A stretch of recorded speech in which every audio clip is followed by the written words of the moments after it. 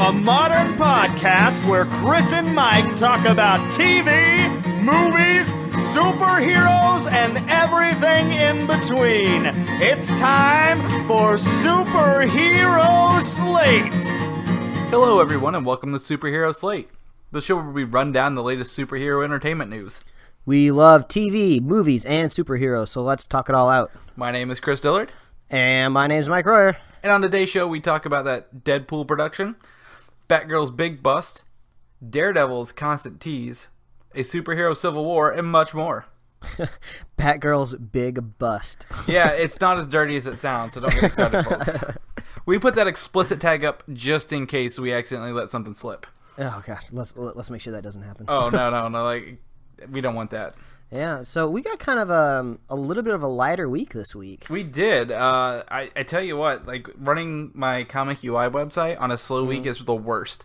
Because I feel like I'm not doing my job to the public. Yeah. And there's nothing I can do at that point. So. Well, I mean, it looks like we got quite a few. We got quite a few trailers this week. Looks like you decided to title this episode "Trailers."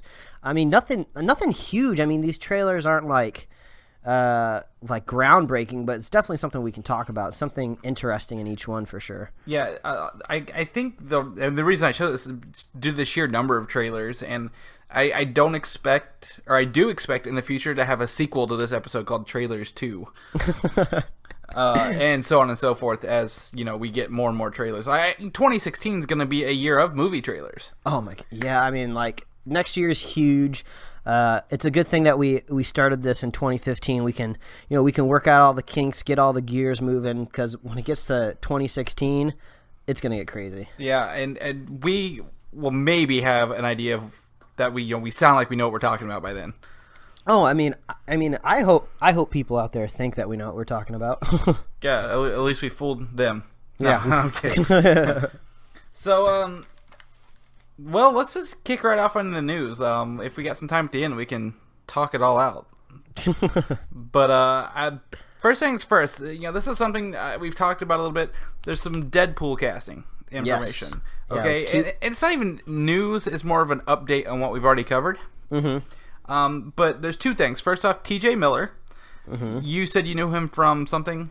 Yeah, I know TJ Miller from Silicon Valley. He was also one of the voices in Big Hero 6. I don't remember his character's name. He's Fred in Big Hero 6. Yeah, he had like a small part in the last Transformers movie, and I know him from something else. What is it? I want to say like maybe it's like Knocked Up or something like that, or one of those comedy movies. I can't think of it right now. So you're saying he's a funny guy? Yeah, he's funny. Okay, so he confirmed that he is actually Weasel in Deadpool next year. Yeah, tell me who Weasel is, because I don't know. So Weasel is a great name for a character, like a sidekick to Deadpool, kind of like his friend. So he is a friend to Wade Wilson, aka Deadpool, and he also fills the role of a sidekick, information broker, and arms dealer. Mm-hmm. I would liken this. I don't know if you've seen the Punisher Warzone. I can't say that I've seen that one. Okay, so in that movie, Wayne Knight, of Seinfeld fame and Jurassic Park fame, plays a character called Microchip, which is, an information arms broker for the Punisher. Except he's not funny in that one. I think, this is going to be a lighter mood film. It's going to be funny because it has to be. It's Deadpool, right? Yeah. So they cast this funny guy to be this fun person who just happens to be there at all the right times. Yeah, I think we can just make this opportunity to talk about how much I just love TJ Miller. I just remember what I saw him in first. He was in a movie called She's Out of Your League or She's Out of My League, something like that. He was kind of just the best friend in the film, but he's funny in that. He's funny in everything I've seen him in. Actually, the other weekend, I went to a stand-up show, and the opening comedian told a story where T.J. Miller stood up for him. I don't remember the comedian's name off the top of my hand, but he was out there, and some woman in the crowd was just heckling, just not being a very good audience member. So when the comic went off the stage, T.J. Miller came out, because I didn't know this. He also does stand up, but that makes sense because he's hilarious. But basically, after T.J. Miller's set, he just berated the lady in the front row for being so mean to the other comic. So it sounds like he's a really cool guy. And he was the only good part of the last Transformers movie. I mean, this isn't. It's a spoiler, but I mean that movie's been out for a while. But I mean, he dies in Transformers, but he goes out in a really cool way. But the movie goes downhill once you lose his comedic relief. That's for sure. Oh yeah, he does. I always forget he's in that Transformers movie because I try to forget that Transformers movie happened. God, it's so long. I don't know how anyone could forget about it just because there's just so much of it. Yeah, and the thing is, I know him most as the voice of Fred from Big Hero 6 because my girlfriend loves Big Hero 6. And she's probably watching it right now while I'm in here since I don't have to watch it again. But his voice is. It fits the Deadpool style. I think that humor, his voice. I think he's gonna be great in it. Oh yeah, I think it's a really cool casting choice. He doesn't exactly resemble the role too much from what I've seen online, but sometimes you got to realize when you're casting a role, you're not going for looks, you're going for the performance, and I think he'll do just fine. And I'm sure there's not too many hardcore Weasel fans out there that are going to be mad that he doesn't quite have the right look. I think he'll pull off the performance just fine. Yeah, definitely. I barely know who he is. I had to look up a little bit about him to figure it out. But that's pretty awesome. Well, trust me, he's funny, so we can look forward to it. Yeah. So we got one more bit of news from Deadpool before we jump off on this. We've been, saying that Morena Baccarin, the actress, she's in Gotham recently, is in Deadpool, and she plays the female lead. And we said she's Domino. Yeah. However, some news has come up that her character's name is Vanessa.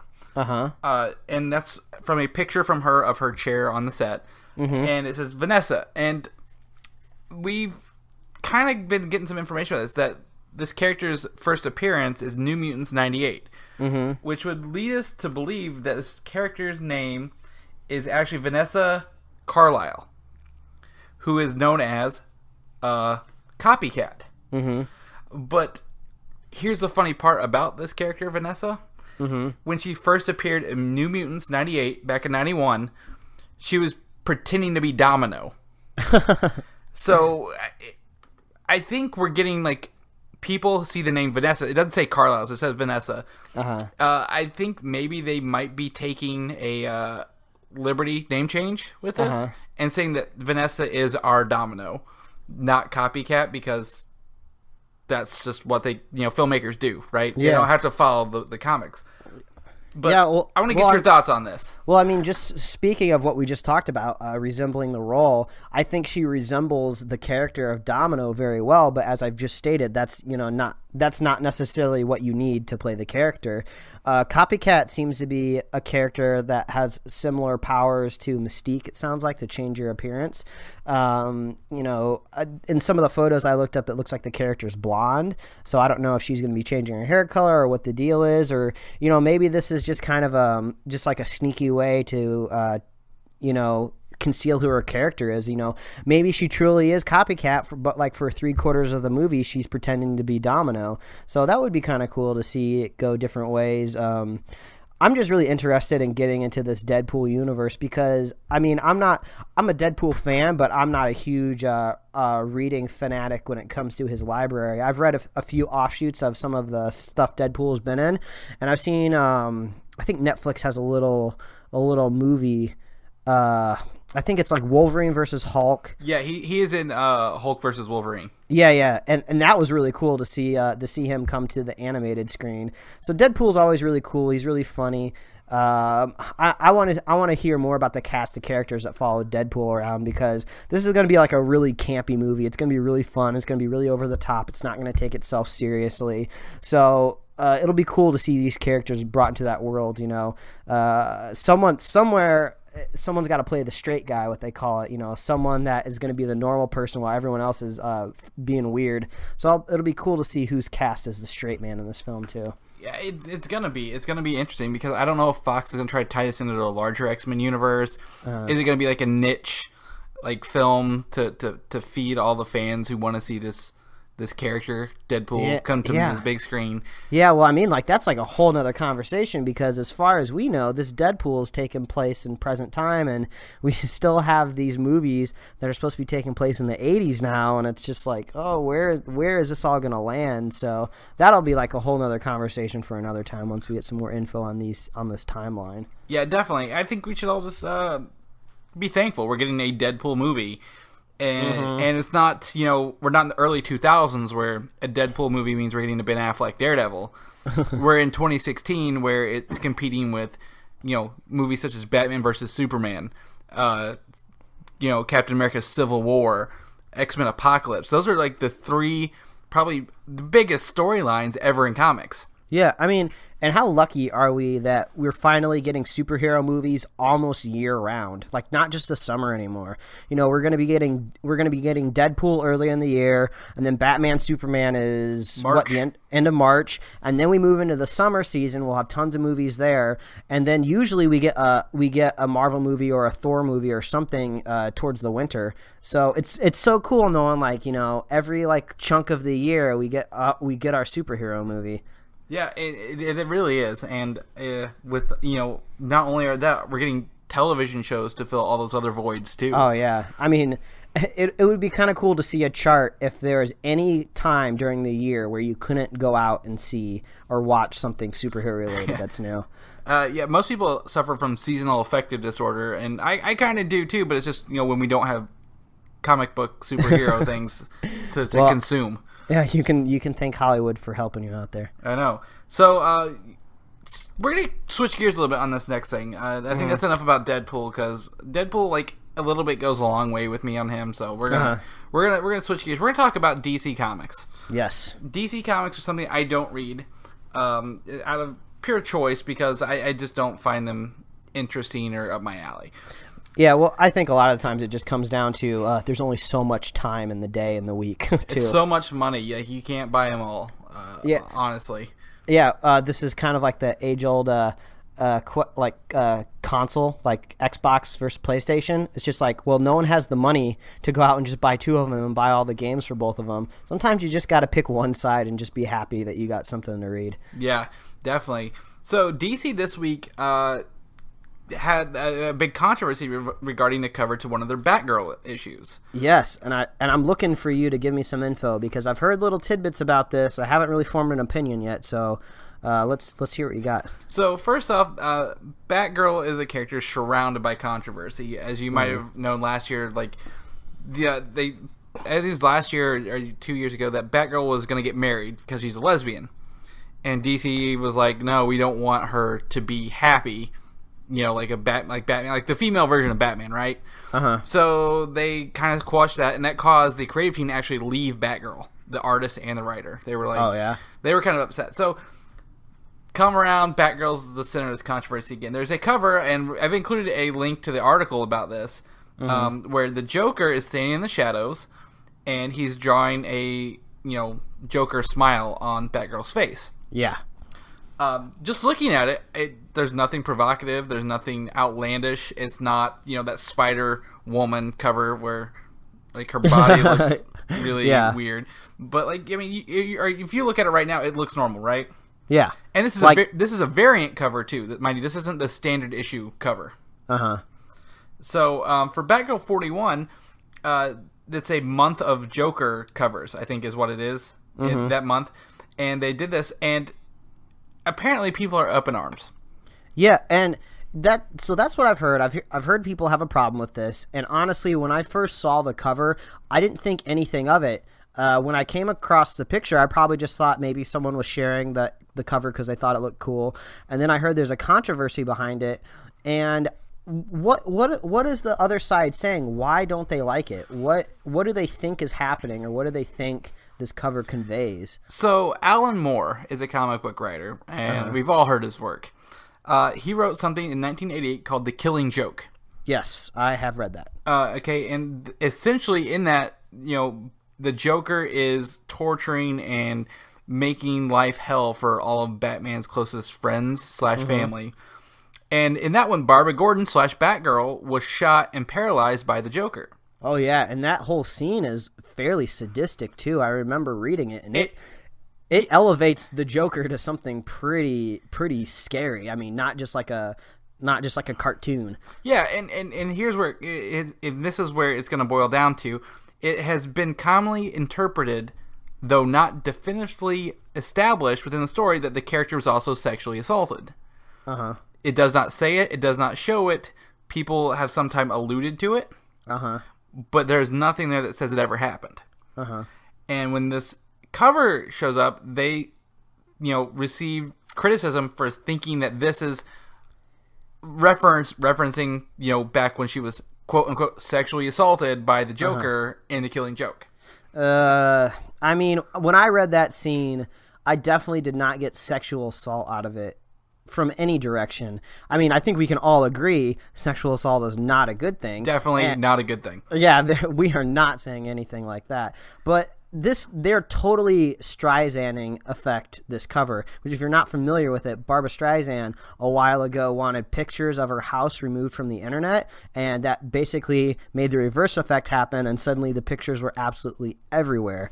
So this is what happened. I mean, people were upset about this. Now it's everywhere and everyone can see it. Everyone can form an opinion on it. I do not see this as anything like that.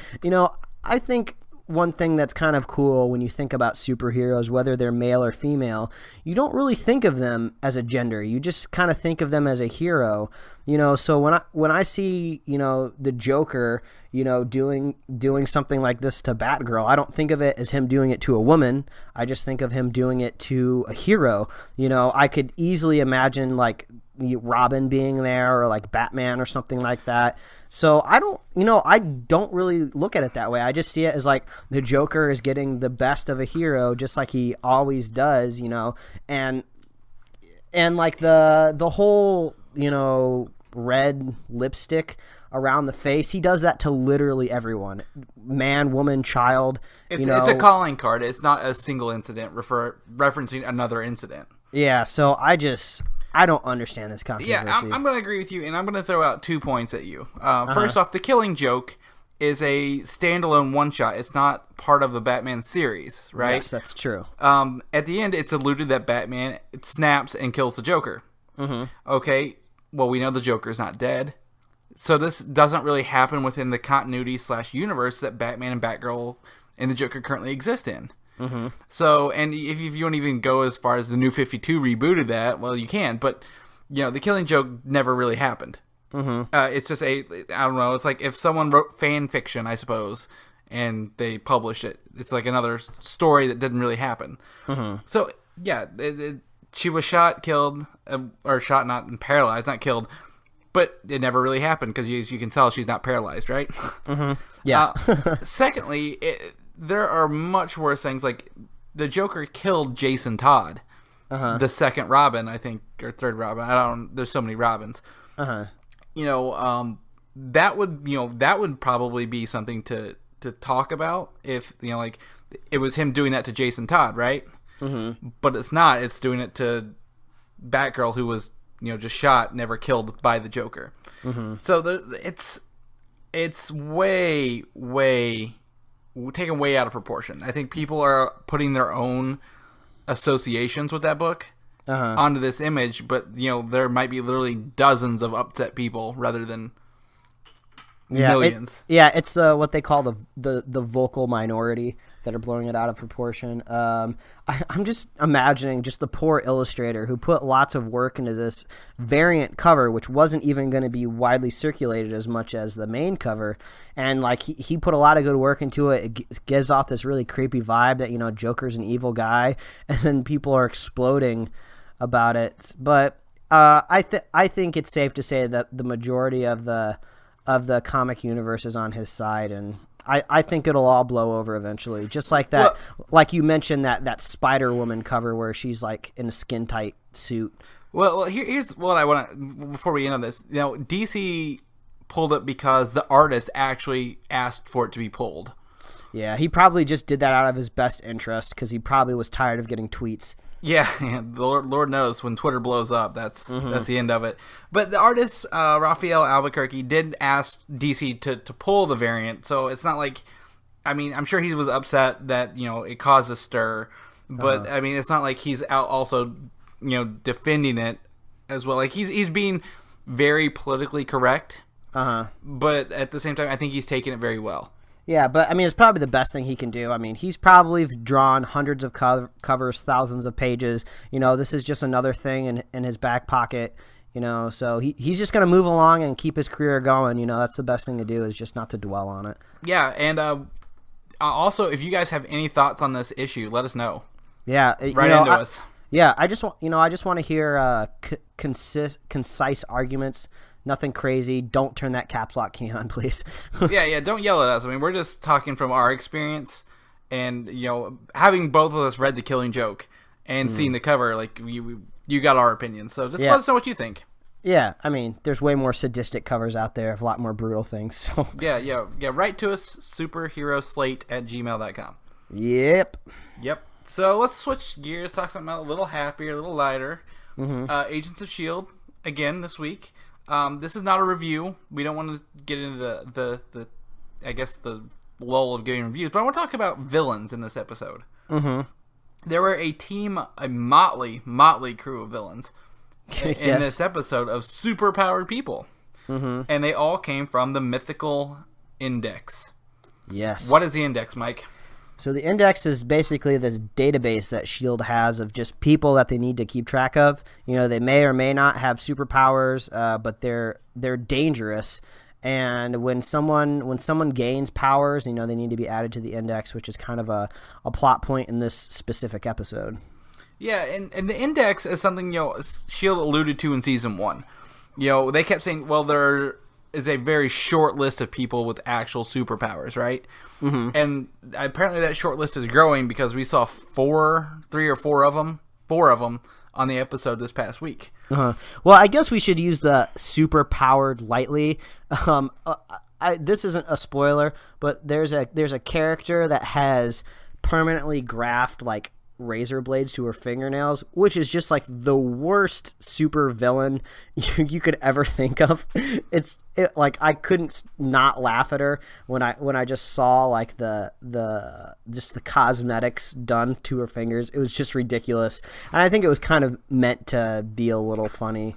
Yeah, at least I would hope so. Yeah, this isn't like the Flash where you have Captain Cold and Heat Wave or whatever coming at you. Like, the best they can do in the Marvel universe, when all the actual super-powered people are off fighting the actual superpowers, is, we get a guy who screams really loudly and makes people pass out, and butter knife finger blade because they didn't look sharp. I'm going to be honest, they did not look sharp. Yeah, like basically you get the idea that she would be a lot better off just holding a knife. Yeah. Buttering toast even would be a great job for her. Yeah. And then an old guy who's really good with computers. Apparently, I didn't quite get where that one came from. Yeah, I guess he was kind of strong too. No, that was another guy. There was another guy who was strong. Okay. Oh. He was just super strength. It was kind of when I said motley crew, I mean motley crew. But there's just something about this Index. Skye recently gained powers and is going to be put on the Index. And I kind of expect this Index to grow because, we're dealing with Inhumans in the future episodes. Some guy who can teleport with no eyes appeared out of nowhere and grabbed somebody. But the thing is, they're setting the groundwork for the future because they're talking about gifted people and enhanced people. And I think in the Marvel Cinematic Universe, that's going to be something we need to remember now going forward. Yeah, and we're definitely going to touch on the whole season of S.H.I.E.L.D. once the season finale airs. But I just want to say that adding these superpowers to the show in multiple episodes has definitely improved the quality of the show for me in general. When I'm watching stuff like Flash and Arrow, where you're getting you're getting superheroes and superpowers almost every single episode. It's nice to finally see that come to S.H.I.E.L.D. Like you said, there's a character that teleports. He actually has a really cool effect. They made it look really cool. He kind of has this dome that forms around him, and it's really cool, and it's just interesting to see someone with no eyes. And it's just like, it's not that like he doesn't have like eyes in his eye sockets. Like, it's just totally flat over there. Like, there's no existence of eyes ever on his face, including eyebrows. And it's just cool to kind of see these powers. It just makes the show more interesting. You know, this is it might be Agents of S.H.I.E.L.D. and it might be about S.H.I.E.L.D. agents, but they're in a superhero powered world. So it makes the show more interesting for me when I get to see those powers come to light. Yeah, I mean, I'm going to allude back to Star Wars, the prequels. You know, they were galactic politic movies, you know, and nobody cared about those. We wanted to see actual Star Wars, X-Wings blowing up Death Stars and stuff like that. And I think S.H.I.E.L.D's evolving into, you know, we are agents of S.H.I.E.L.D., but now we're going to deal with things, you know, with superpowers as well. So yeah, I agree with you entirely. It's getting much better because of that. And lastly, before we get off Agents of S.H.I.E.L.D., we're going to talk. Skye got some casts on her arms at the end, and they were created by Simmons. To help deal with her new powers. And which is funny because in the comic books, the character Quake, who she's based off of, Daisy Johnson, has big gloves on her hands that were given to her by Nick Fury so she could channel her powers. And I think this is an illusion that we may see her get some sort of gauntlets on her hands to help her use her abilities better in the future. Yeah, and like I just said, that'll be cool to have a permanent cast member that has powers. You know, I think I'm more interested in Skye's future when it comes to maybe possible crossovers with the movie universe. You know, if we're getting an Inhumans movie here in a couple of years, you know, how long is Agents of S.H.I.E.L.D. going to stay isolated? I mean, they are definitely connected to the universe, but, you know, are we ever going to see a crossover go the other way? You know, we've seen Sif come down from Asgard a couple of times. You know, is it just a one-way street? You know, I would absolutely love to see Coulson show up in the movies again. Yes, I am on board. Like, he started in the movies. He was there at the beginning in Iron Man in 2008, and he was in almost everything. I think he set out Captain America and the Hulk, but it's sad to see him not demoted to television, but truly demoted to television. Yeah, well, I mean, I've listened to Clark Gregg in a few other interviews, and he's just a totally humble guy, and he didn't even know that Coulson was going to come back to life and be on a TV show until kind of someone came up to him and was just like, oh yeah, Coulson's not dead, he's going to be on a TV show. And he just had no idea. He's just a super grateful guy, you know. He's not a prima donna or anything. So I just hope his Marvel contract stretches out further enough, because I think Agent Coulson in the Inhumans movie would be awesome. Like, that would be a dream come true.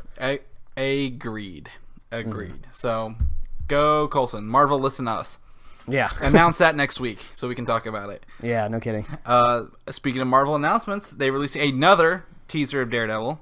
Yes, this is like another little kind of motion poster deal. It is. This motion poster business is interesting to me because it looks like it's, you know, several different video clips filmed and then put together on a green screen and put together on like a static background. And we have the link, so watch it. It's a short trailer, about a minute long. But there are two things I want to talk about in this teaser. First things first, I just talked about backgrounds. In the background, you see the Avengers Tower. Oh yeah, I didn't pick up on that, but that's really cool. Yep, big A, blue A in the background, like back when they look downtown New York. We've seen it once in Captain America: Winter Soldier. We're going to see it again in Age of Ultron here in like 40-something days, dear Lord. And it's right there in the trailer. So yes, this does exist in the Marvel continuity. We kind of knew that was going to happen anyway, but that's a nice little touch. Like, the bigger picture is in the backdrop, but we're not going to focus on it. Yeah. All I'm hoping is we don't get more. I'm getting kind of tired of the line of the Battle of New York, the Battle of New York, the Battle of New York. I just kind of wish they'd find another way to phrase it. You know, does anyone else call it anything else, like the alien invasion or something? The Victory of New York. Yeah, call it No. something else. Yeah. Anything else. So, but also in this, and this is something, I had to have you watch again, but they teased the final suit for Daredevil in this trailer. I totally did not pick up on that, and literally no one's going to pick up on that unless you tell them. Yeah, so when this happens, there's a lot going on in this motion poster. We got the Kingpin on the right, we've got his partner Foggy Nelson and Karen Page on the left, Night Nurse in the upper right, above the Kingpin even, right? And then in the middle is Matt Murdock walking with his stick out of the shadows and in his regular suit. But if you look in the reflection, it's a wet ground. He is in his Daredevil outfit. Yeah, it's super hard to pick up on. I went full screen, full HD to try to pick it out. And you kind of, you look back and forth between the reflection and the suit that he's wearing, and you can kind of see a little bit of a difference there. But you said that you kind of had some official, some official news that's definitely a glimpse. Yeah, when they released this, I believe it was Jeff Loeb, the television producer. Hate him when it comes to comics, but he was a television producer, and he's in charge of S.H.I.E.L.D. and stuff like that. He said that that's the suit there. He will get to that suit, the one that we know and love. And it's right there, but it's so blurry, it's so out of focus in the ground that we just can't see what's going on. Yeah, I think that's going to be a really cool reveal in general. I like the idea of the majority of the first season of him just being in kind of that ninja stealth suit, that black suit. And I like the idea of maybe the season finale, the last episode, he finally suits up into the big Daredevil suit we all know of, and there's just going to be an epic battle between him and Kingpin. I think that'll be a cool way to set off the end of the series. Definitely, and I really want to see what it looks like. I don't think we're going to see it until the show premieres, and that is, I don't even know how close we are to that. It's the 22nd, so maybe 18 days or so. Oh yeah, well it's the 22nd right now. Yeah, it comes out April 10th. So, like I said, it's the 22nd today, so it comes out April 10th, so about 18 days. Ooh, excited, man. Yeah, so, yeah. Speaking of Marvel stuff, we have Captain America Civil War. It starts filming in 2 weeks. Yeah, and if you check out our featured image, you can see your fearless leader, Chris, in his Captain America attire. The picture I sent you earlier this week. Yeah, we were watching Captain America for our countdown to Age of Ultron for Comic UI this week, and I got probably the best picture ever. It is now my Twitter profile picture, if you didn't notice. Well, I'll be honest. My wife left this weekend on a girls' weekend, and I was home all weekend, just with basically nothing but time. So I was just I'm just going to Photoshop some people. Wow, it was the best gift ever, and I thank you for it. And I actually haven't even seen the featured image by the time we've recorded this podcast. So I think you'll enjoy it. You're front and center. I am looking forward to this, guys. If you want to know what I look like, that's what you're going to get. But also with that news that it's filming in 2 weeks, releasing next May, is the first synopsis of the film. Yeah, which I think basically anyone could have guessed, but it's nice to have it official. Yep, so I'm going to read it for you. Best reading voice ever. All right, do it. Following the events of Age of Ultron, the collective governments of the world pass an act designed to regulate all superhuman activity. This polarizes opinion amongst the Avengers, causing two factions to side with Iron Man or Captain America, which causes an epic battle between former allies. Ooh, Civil War. They summed it up pretty good. The difference is in Civil War, the book, it was just America doing a superhero registration act. This is the world. Yeah, and I think the biggest question, or I wouldn't say question, concern most people have out there is the Civil War book is just chock full of heroes. And we're starting to get, word of who is going to show up in this movie. And it just kind of makes me curious, are they going to be able to pull off Civil War, the word war, which in your head gives you this big grand scale of things, are they going to be able to pull it off with maybe not the whole roster of characters that they've formed so far? I think it's actually kind of cool when you think about Civil War. This movie is almost shaping up to be as big as Age of Ultron, which is crazy. Because, usually we're kind of used to the Avengers movie being the bookend of all these phases. You get the big movie, the studio puts all their budget into it. It's huge, it's promoted like crazy because all the heroes are in it. And then we're getting Civil War, which sounds like it's going to be almost the same thing. So I think that's kind of interesting. We'll see how that works out. I definitely think that was the biggest surprise, getting Robert Downey Jr. back for Civil War. But it's still a Captain America movie, so let's not forget Captain America will be first and foremost on this. And I don't think they're gonna make Iron Man be the villain. I think there's gonna be another villain out there.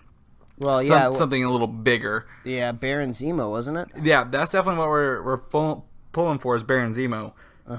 But at the same time, I think the title again may be misleading for comic fans because we have Age of Ultron coming out this year, right? Zero to do with the actual Age of Ultron book that came out 2 years ago. Yeah, that's a really good point. Yeah, the Age of Ultron book, totally different. There's like time travel in it. There's like different universes. It's totally different. And even though the synopsis does feel like, very, very, very close to the actual Civil War book, I think Marvel Studios had the idea. They picked a title that seemed very close to that idea. From their previous books. And this is, I wouldn't say it's cross-marketing, but it's almost like cross-marketing. Even though Civil War came out, a good 11 years before this movie does. Yeah, well, also, and I think they're lucky enough to bringing Spider-Man into this film, because that's going to be the biggest, punch, the biggest drive home is just hey, we may not have the Punisher and all these other characters that were in the book, but hey, we got Spider-Man and that's what you guys really wanted, so we'll be fine. That's funny you say it because they actually do own Punisher at Marvel again. Oh, but they can't they can't bring in the Fantastic Four, they can't bring in X-Men, any X-Men who are involved. The Negative Zone actually is a Fantastic Four thing, which I think we're going to see in the Fantastic Four movie this fall. That's the last 2/3 or last third of the Civil War series book is involved in the Negative Zone. And it kind of makes me wonder now if Marvel has Punisher back under its wing, maybe that's keeping that under wraps. I mean, I think it's cool when Marvel keeps things secret. That'd be so cool to see the Punisher pop up. That would be, and this is a little off topic, but my hope for the Marvel Netflix Phase 2 is a Marvel Knights / Defenders, not Defenders. I can't even think of Thunderbolts. Yeah, Thunderbolts. Yeah, Thunderbolts, where it's Punisher, it's Blade, it's Elektra, these darker, more R-rated characters. Getting those TV shows because they're not going to go back to movies on those. Let's be honest. If we see another Elektra film, it's because Marvel has run out of ideas. Well, I really like that idea that you're coming up with, especially when it comes to Punisher, because obviously we're going to want rated R Punisher. So, on Netflix, they don't really have to give it a rating, they can be darker. So I like that. It's a little bit of an offshoot. We're diverging a little bit from Civil War, but I like that idea. And let's see what the over-under is in Vegas for a Marvel Night series. Oh my gosh, I would freak out. But yeah, first synopsis for Captain America Civil War tells us it's going to be a Civil War. And nothing new other than the fact that I think this is worldwide, and I want to see how they handle that with the absence of S.H.I.E.L.D. Yeah, and you know what? When it comes to the world, there's nothing that the world's more excited for than the new Star Wars movies. Oh my gosh, Star Wars! Star Wars! Can you tell we get excited every time we talk about Star Wars? Yeah. So what's the little nugget of Star Wars news here? We don't have a whole lot, but we'll update the listeners. Yeah, definitely. So first off, Episode 7 arrives this December. Directed by, J. Jonah Abrams. No, I'm kidding. It's J.J. Abrams. We're not that lucky, but J.J. Abrams is doing Episode 7, Force Awakens. Yeah. Then we have Episode 8 in May of 2017 by Rian Johnson, who did Looper. Now, it's always been discussed that Rian Johnson would write/direct Episodes 9 and 10, or 8 and 9. But now there's talk, they may bring Abrams back for Episode 10. They maybe keep Rian Johnson as a writer, but Abrams as a director, because they like kind of what Abrams is bringing in for 7. At first, they didn't like it, but now they're agreeing with his vision a little more. Now that it's getting done. Well, hey, that's good. I mean, if they're that confident in him right now that they want to bring him back for kind of the bookend of the series, that's great. I mean, I know people might have Actually, I don't think I've ever met anyone that doesn't like J.J. Abrams, so I don't know where this is coming from. Maybe some people didn't like Star Trek 2 as much, but that was me. But I love his Star Trek movies. If you watch Star Trek 2, the biggest concern with that movie that people had was it didn't feel like a Star Trek movie. It felt like a Star Wars movie, and I was just like, why are you complaining? He's making Star Wars. This is awesome. We can kind of see where he's going. So, this is cool. Yeah, I'm okay with it. It's definitely awesome, and I just really hope they don't split it into 2 films. Yeah, we'll see. We'll see what they do. But again, he may also be coming back for maybe a standalone film. We have 2 more unannounced standalone films that don't have directors, so maybe he could be doing one of those instead, and we're just misinterpreting this news. Yeah, J.J. Abrams is the closest we're getting Spielberg to the Star Wars series, so he's like basically a living, breathing younger clone. I don't know, a son. maybe like some sort of second cousin, twice removed.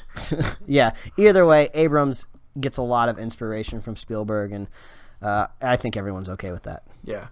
So next up, we have 3 trailers to talk about. Woo! Yeah. Name of the episode, trailers. Oh, trailers. So first off is one that dropped today, actually. Oh, wait, hold on. I just thought of something. People, get your ball and hitches ready for the trailers. Oh, good God. That might have been a better segue if I thought about it earlier. Man. This is getting white trash pretty quick. All right, well, let's jump into the least white trash thing ever. So, dropped today. This is brand new news today. Mission Impossible 5 got its trailer and a title today. Yes, and I can't think of anyone more superpowered than Ethan Hunt. I mean, and Tom Cruise himself that basically does all of his own stunts. I mean, he's like a living, breathing superhero. He might be kind of crazy and might believe in some of the weirdest things ever been dreamed up, but I hear he's kind of moving away from some of that crazy cult that he's in, so maybe we'll get our Tom Cruise back.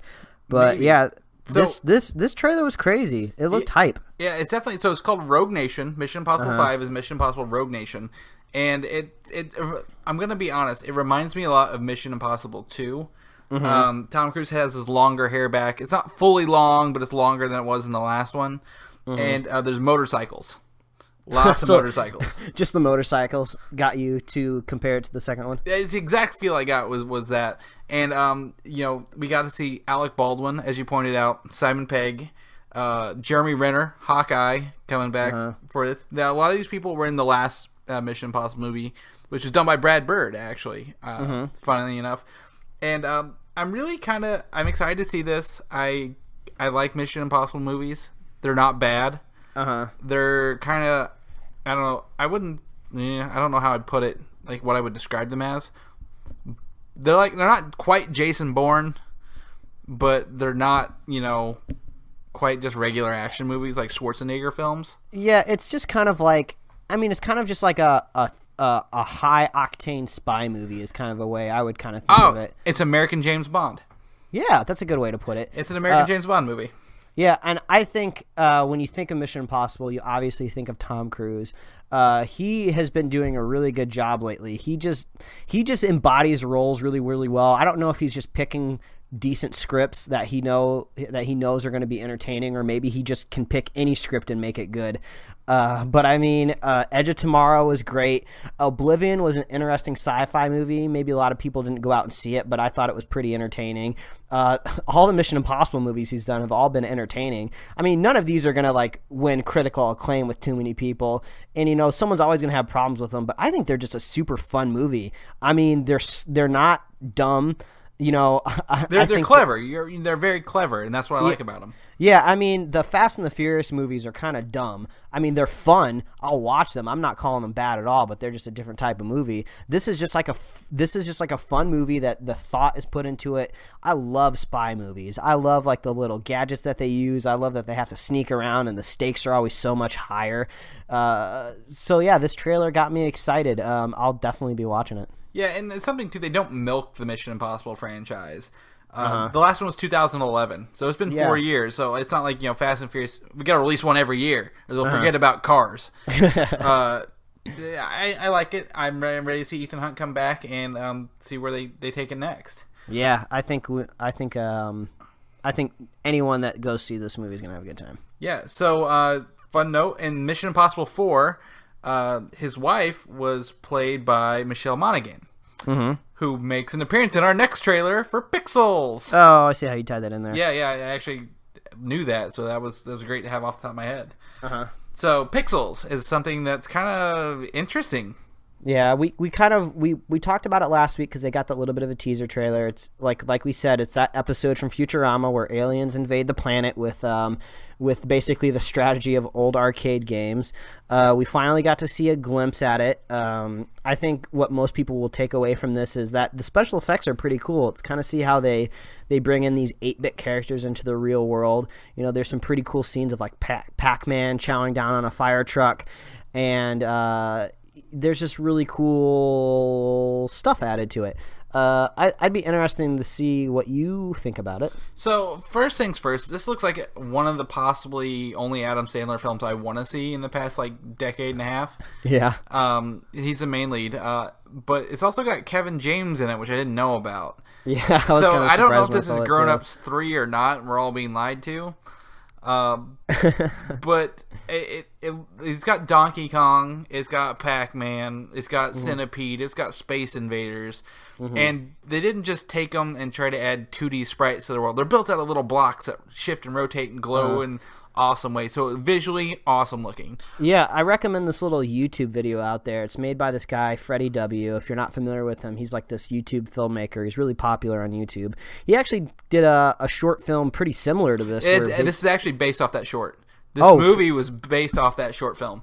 Oh, wow. I didn't think that. I thought they just kind of both existed on their own little planes. It's cool to see that there's a little bit of a crossover there. Yeah. Sony bought the rights, and they built that out of that. This is very similar to the movie 9, where like little sack boys come to life. It was an animated short, and they bought the rights to it and made it to a full-length movie, and that's the same way with this. Oh, that's cool. So we'll have the link to that one in the show notes as well, so you can watch the original. But something about this, Josh Gad is in this, and you're familiar with him, right? Yeah. He's like the new Jonah Hill. Yeah, that's a good way to put it. If you're not familiar with Josh Gad, he was the voice of Olaf in Frozen. What else has he been in recently? He was in like this really, really bad comedy with Kevin Hart, I think, this past winter or something. He was the Book of Mormon. Broadway is where he really got his start. And he had a TV show for a while too. No, I wasn't familiar with that. It's forgettable. He's forgettable. It's a problem. But I think it was really cool. Like his most Jonah Hill moment was when they actually had the guy who created Pac-Man talking this evil version of Pac-Man. Yeah, but that's kind of a good point to bring up. The trailer looks cool. The concept sounds cool. This trailer was not funny to me at all until that little scene with the creator of Pac-Man and Pac-Man. Like Adam Sandler says some really bad lines like, oh, Pac-Man's a bad guy, and then it's just like, it's a barrel, how much could it hurt, or something like that. No, that was Kevin James. Either way, like, if this movie is supposed to be funny, which it looks like it's trying to be funny, the trailer was not funny at all, which really kind of makes me worried, because like it seems like it's going to hinge on if people are going to laugh at it or not. But it kind of looks like they might be putting some effort into this, so hopefully Adam Sandler will put some effort into it as well. I'm going to go against that. I'm going to mark this up as a Redbox rental, but I'm going to follow it until it comes out, and if it gets some decent reviews, I'll go. But until then, Redbox rental for me. Yeah, I'm going to need to see another trailer. Something's got to make me laugh. Yeah. So, speaking of something that's not going to make you laugh, have you watched Attack on Titan, the anime show? Yes, I have seen Attack on Titan. Did you watch the English dub or the Japanese dub with subtitles? All right. Well, when I first watched it, it was kind of when it first came to Netflix, and there was no English in it. It was just dubbed. That's what I did as well. Okay. So there's an English dub that's shown on Cartoon Network. I haven't seen it.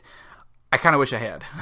Oh, well, this will actually be kind of interesting, because I didn't know that you had seen Attack on Titan. So before we go into the trailer for the live action version of this anime, tell me what you thought about Attack on Titan. That's a damn addicting show, is what it is. I went through my anime phase. Gundam Wing is where my heart lies. Oh yeah, I can agree with that. And every time I go to the store, Best Buy, I look at the Dragon Ball Z Blu-rays, and because we all had Dragon Ball Z days. Let's not lie about it. Yes, we did. But Attack on Titan was something new. It's gained a lot of popularity. and I'm a late bloomer on the bandwagon because I don't care about anime. Mm-hmm. But the way it presents itself is very, very interesting. It's a slow burn show, and it's not afraid to deal with like very dark scenarios. Yeah, and before we get too far, I have a feeling there's probably going to be people listening that aren't familiar with Attack on Titan. What it basically is it's a show where these things called Titans exist. They're basically these giant human figures that basically are hunting down humans and eating them alive, which is brutal just to think about. But somehow the humans have been able to build a giant wall around their city, and they've basically been living in peace. And then somehow just, crazy shenanigans happen and the Titans break their way in. And it's kind of a story about kind of the military that exists that is ordered to stop these Titans. And they have these really interesting mechanisms where they move around in this city with these kind of like gas-powered cables. They kind of move around like Spider-Man, which is I don't know if you picked that up. Yeah, I did. They swing around like Spider-Man, and like there's only one way to kill the Titans, by hitting them in the back of the neck. And like then they find out there's variant Titans like with different abilities, and you'll see this in the trailer. The one that breaks down the wall is a giant Titan. Yeah, big enough to go up to the wall and tear it down, and that's you see that in the trailer. And by God, in real life, that looks sweet. Yeah, but I mean, I kind of cut you off, but yeah, what did you think about the anime series? We only have one season right now. Yeah, there's only one season. Apparently the manga goes on longer than this. I enjoy it. It's a very like it gives me two vibes: the Incredible Hulk and post-apocalyptic world, like zombie world, where they have to wall themselves off from things trying to kill them. And it's interesting. It's a slow burn. If you're not into slow burns, don't watch this. You will get bored and leave immediately. But I like it. So, from my point of view, I picked up this show not long after I saw Pacific Rim. So I kind of made connections between this show and Pacific Rim right from when I started watching it. So I thought the concept of the series was really, really interesting. And that's one thing that you get when you watch anime is the concepts are always really, really high because you don't have to worry too much about budget necessarily, about locations. They can draw whatever they want. They can get crazy. The maneuvering devices that these military characters have are really cool. Like we said, they're basically like these gas-powered cables, and they move around like Spider-Man. So bam, we already got Pacific Rim in this show, and we got Spider-Man in this show. So I'm already on board. But the problem I have with this series is just like everyone is just crying the whole time. Everyone's a big whiny baby. And I know like you would think in the context of the world that they live in, it would make sense, but this is just kind of a thing when it comes to anime. Characters are just very overly emotional, and like you said, you wish you would have watched it in English. I think I want to go back and watch it in English too, because it's just really hard to pick up on these little nuances or just the inflection of what they're saying in a totally different language. I know there's people out there right now screaming like, no, you have to watch anime in the original Japanese. You're not going to... I agree with that, but when you're reading the show, you can't watch most of the show. Oh yeah, exactly. And I think it's safe to say I'm no anime purist or anything. I really don't watch a whole lot. The only reason I continued watching the series is because I just thought the concept was super interesting. I mean, someone dreamed this up in their head, and it was super crazy. It's kind of hard for me to get through it sometimes because, like I said, everyone's just like overly emotional and like crying and stuff like that. But the action is really cool. It's original. Yeah, that's the best way to put it. It's very original. The action and the violence is really brutal. I'm interested. I'm definitely going to be watching the second season. But after, so we talked about the anime and everything. We have mixed feelings on it, but we enjoy the concept. But they released a trailer for a live action movie because when this series came out, it exploded. People in Japan love it even more than the people over here in America love it. So they're making a live action movie, and we got like a little 30-second trailer. Yeah, and it definitely they translate a lot of it over very well, and that's what really surprised me. The characters don't look like their comic book counterparts because this is of course a Japanese film. They don't they kind of drew them westernized, but they've cast them Japanese, so this is like a hit and miss kind of thing. But I'm excited to see this whenever they eventually dub it and it's on video on demand. Yeah, we need to see a little bit more. The teaser trailer only showed a little bit of the Titan, which is what everyone wants to see, and you can check out a little shot of the Titan in the featured image. But it'll be interesting to see how it's executed. I don't really know what kind of budget this thing's getting, and obviously it's being marketed to people over in Japan before people over here in the West. I'll pick it up out of curiosity, but I don't have high hopes for the movie. Yeah, this is and we're going to end there on that, but I just want to throw in a little tidbit. Marvel is doing a one-on-shot comic where Marvel Avengers versus the Titans. Oh, really? Yeah, it's Attack on Titan crossover with the Marvel heroes, where the Titans are invading New York. We'll talk about that for sure. Yeah, that'll be in May. Part of it's released with the free comic book day thing on May 3rd, May 2nd, whatever day it is this year. And we'll talk about that later, but that's fun for all you comic book fans, superhero fans out there. That's hilarious. Okay, well, just, you can basically watch Attack on Titan for free. I'm pretty sure it's still on Netflix. Just, peruse it, see what you think about it. I'd be interested to hear what other people think about Attack on Titan. Yeah, definitely. And let us know. Like I said, we're no experts on the matter, so give us a shout. Yeah. So that's it for the show. We got a few minutes here. I'm going to talk about a giveaway from last week. Yeah, you're giving away a little bit of it's a little code so people can watch Captain America. Definitely. So we had some entrants. People emailed off to us their favorite superhero, and we got our top 3 here that we're going to read off in abbreviation. So first off, we're going to talk about, we got a submission from Alan.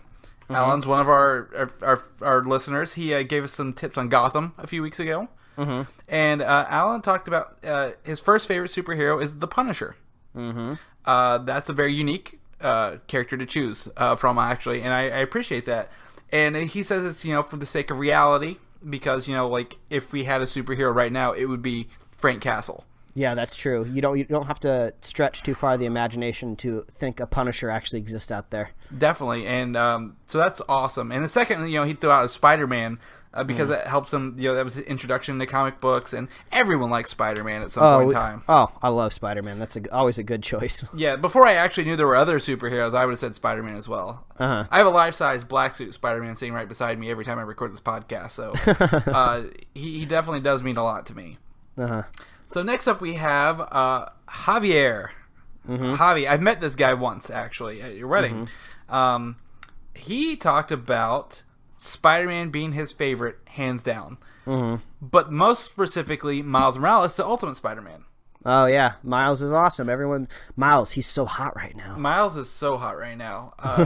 And for good reason, because that is a terrific series from his introduction in Ultimate Fallout number 4 through what I think his next issue is the last one of his standalone. I own all of them. Ultimate Spider-Man has always been one of my favorite things. It got me into the Ultimate Universe, and Miles is a true great successor to the Spider-Man mantle. Yeah, no kidding. I mean, he's so great that he's gonna be one of the few things that they keep from the Ultimate Universe that's ending. Yeah. So Miles Morales, all the way, Ultimate Spider-Man. Lastly, we have one from a listener named Sam. From the UK. Which is awesome. So, good day, mate. Oh, God. No. No, I apologize. I've always wanted to use that line. But his favorite superhero is, he says it actually is more like a super jerk, and is John Constantine.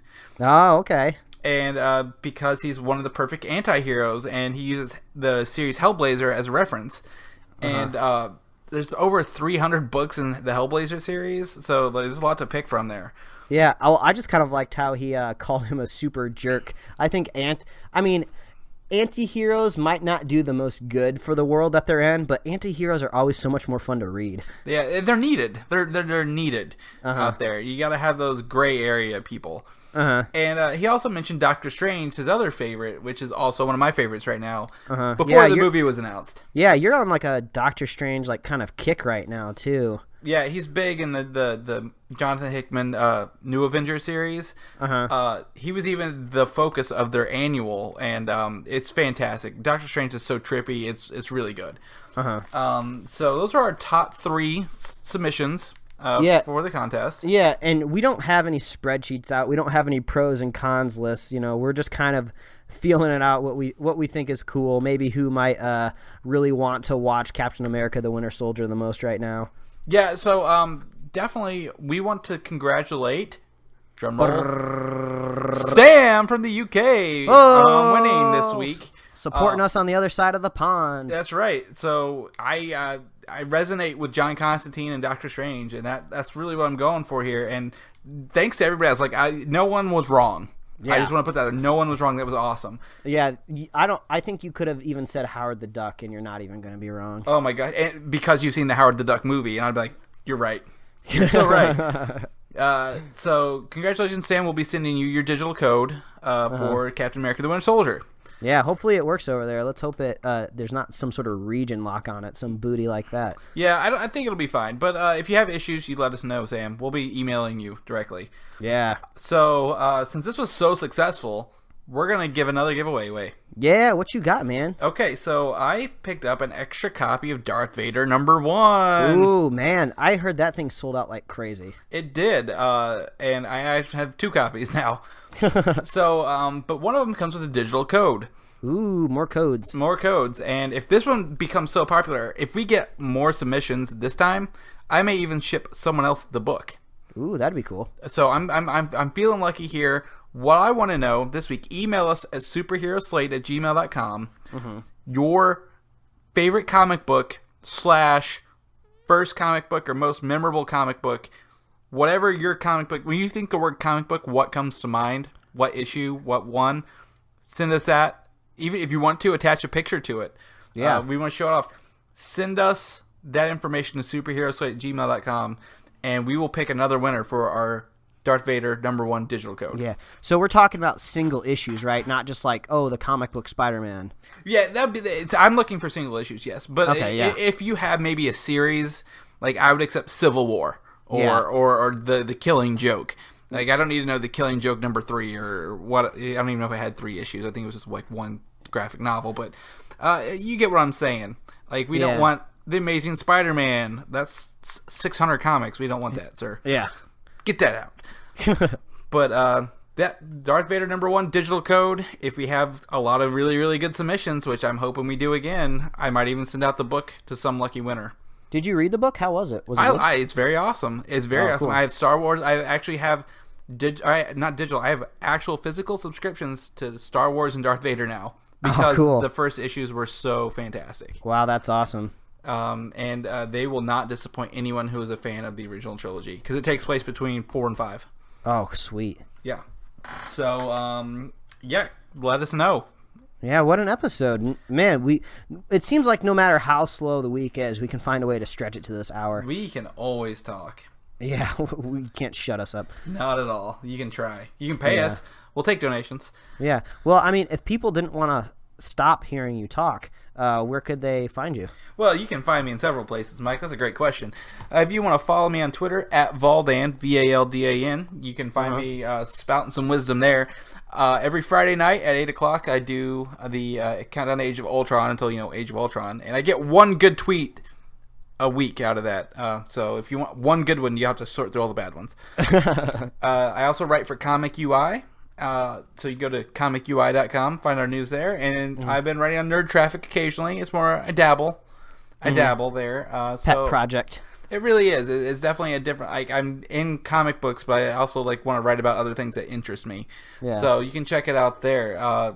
Mike, what can we do to hear more from you? Well, you've been doing some artwork or what? Yeah, if you wanna follow me, you can follow me at Mike Royer Design on Twitter or Instagram. I'm still drawing little goofy things. I love doing that.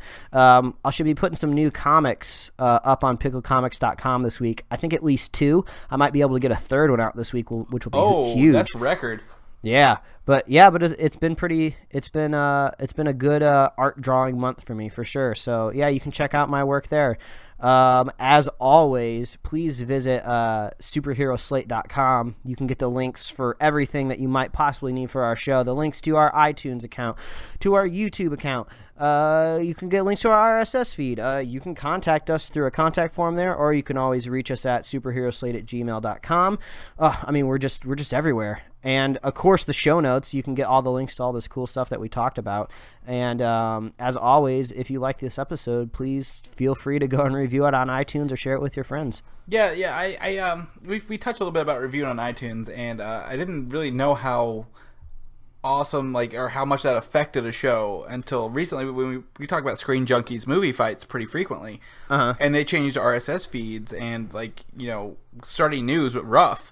But, any reviews we get, apparently we're getting people in the UK, and we thank everyone for sharing and listening to us. Oh, yeah. I mean, come on. There's no better way to make the two of us happy to hear people are listening in a whole nother country. That's super cool. I mean, there's a good chance if you just write in and tell us you're from a different country besides America, we're going to give you a shout out. Yeah. Big shout out. So, that's really it for the show today. Yeah. Oh my gosh, it's done already. Yeah, well, I had a great time talking to you, buddy. Yeah. And I look forward to next week. Yes, next week marks 3 months straight almost, so dang us. I don't know how we did it. Oh, so lots of Mountain Dew. Oh my gosh, I got Rockstar Sparkling Peach drink right beside me. Oh God, that doesn't sound very good at all. 0 calories, 0 sugars. You watch yourself. Okay, this is a good way. This is a good. But we're done. Okay, we're done. Okay, bye everybody. Bye. Thanks for listening, and don't forget to subscribe.